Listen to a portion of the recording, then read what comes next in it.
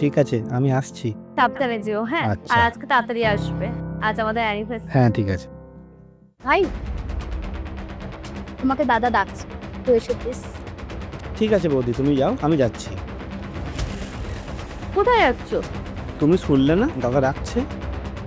তো কি হয়েছে? সবসময় দাদা বৌদি করলে হবে? তোমারও তো কাজ আছে। আর তোমার দাদা তো বাড়িতেই বসে কাজ করে। আর তোমাকে তো যেতে হয় নাকি? লেট হয়ে যাচ্ছে তো। তুমি কি বলছো এগুলো? দাদা বৌদি ডাকছে, দেখি কোনো দরকার আছে নিশ্চয়ই। কোনো দরকারই নেই। এমনি ডেকেছে। তুমি চলে যাও। না, দাদা ডেকেছে, আমাকে যেতেই হবে। তুমি দাঁড়াও, আমি দেখা করে আসছি। দাদা বৌদি। আমিও শুনবো আজকে কি বলছে। কি গো, ভাইকে বলে আসলে? হ্যাঁ, বলে এসছি, আসছি। ঠিক আছে। দাদা ডাকছিলে আমাকে? অনেক বড় হয়ে গিয়েছিস তো এখন।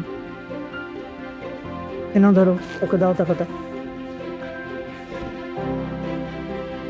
নে টাকাটা রাখ, যদি প্রয়োজন হয় লজ্জা পাস না, চেয়ে নিবি আবার।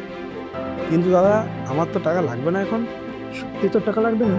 হ্যাঁ, আমার তো চাকরি বাকরি সব ঠিক আছে, স্যালারি পাচ্ছি, এখন তো টাকার প্রয়োজন নেই আমার। এমনও দিন এলো যে দাদা বৌদিকে মিথ্যা কথা বলতে হচ্ছে। মিথ্যা কথা? তোমাদেরকে কি মিথ্যা কথা বলেছি? তোর যে চাকরি চলে গেছে সেটা তুই আমাকে জানাস না একবারও? জানতে পারলাম কার কাছ থেকে? তোর বৌদি আমাকে বললো।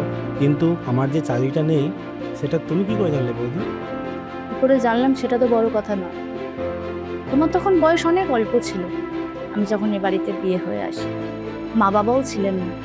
তোমার সঙ্গে আমি বন্ধুর মতো মিশেছি, নিজের ভাইয়ের মতো দেখেছি, যাতে তুমি তোমার মনের সব কথা তুমি আমাকে বলতে পারো। তুমি সেটাও আমাকে মন খুলে বলতে পারলে না। তার মানে আমি এখনো তোমার কাছে পর হয়ে রইলাম, তাই তো? যে চাকরি চলে যাওয়ার মতো এত বড় একটা ঘটনা তুমি বলতে পারলে না। আমি ভেবেছিলাম তুমি আমাকে অন্তত বলবে, দাদাকে না বল।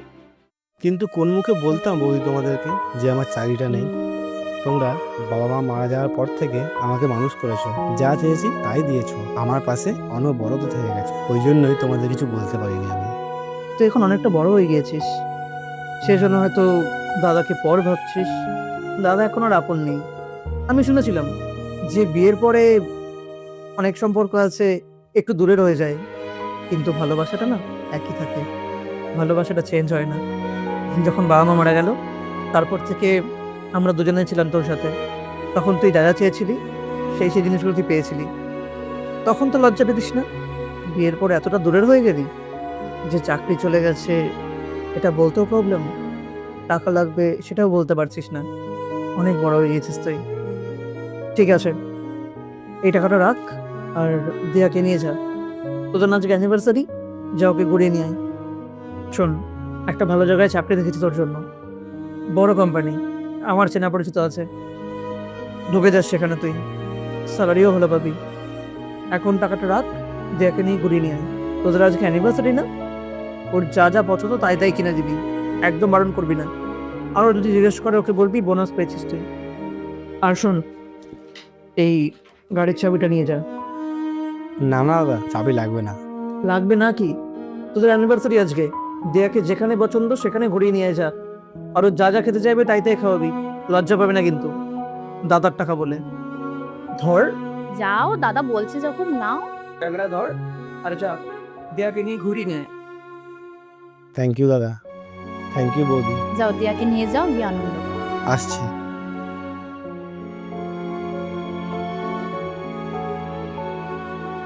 এখানে চুপচাপ দাঁড়িয়ে আছো, এমনি। এখন আর কিছু বলবে না দাদা বৌদি সম্বন্ধে? না, ক্ষমা করে দাও আমাকে, আমি ভুল বুঝেছিলাম।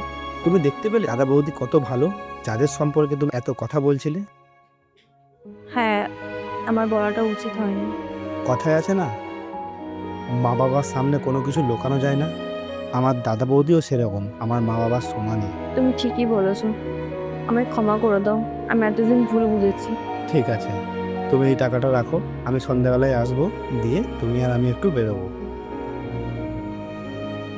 আর হ্যাঁ, তোমার কাছ থেকে আমার একটাই চাওয়া, আমাদের সম্পর্কগুলোকে যত্ন করে ধরে রেখো, কখনো ভেঙে দিও না। আসছি।